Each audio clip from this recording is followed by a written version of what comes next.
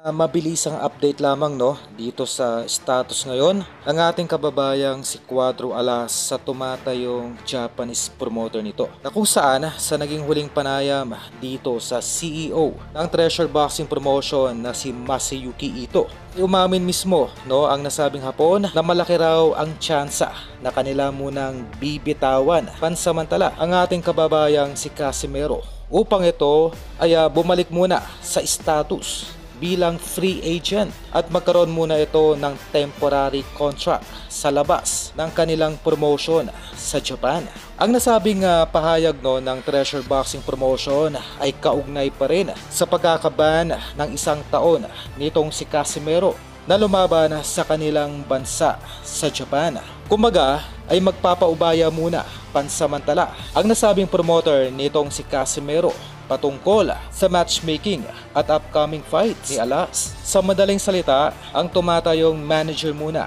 nitong si Alas na si Egis Klimas ang siyang maghahanap ng fighters at venue na ibibigay nga dito kay Casimero. At alam naman natin na itong si Egis Klimas ay malapit sa Saudi Arabian promoter at matchmaker na si Turki Al-Sheikh. Para po sa kalaman ng lahat, ang naging mega fight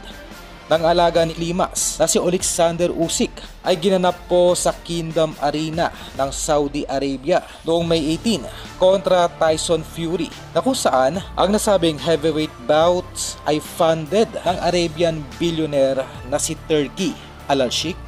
Kumbaga sa nalalapit na rematch nitong si Usyk kontra Fury sa Saudi ay madaling maipapasok nitong si Klimas ang ating pambato sa undercard ng nasabing rematch. Ganun pa man ay wala pang final announcement ang nasabing manager kung maisasama nga ba nito sa nasabing rematch sa Saudi etong si Casimero o maaring maisasama na lamang ito sa mga upcoming fights sa nasabing lugar sa unang bahagi ng taong 2025.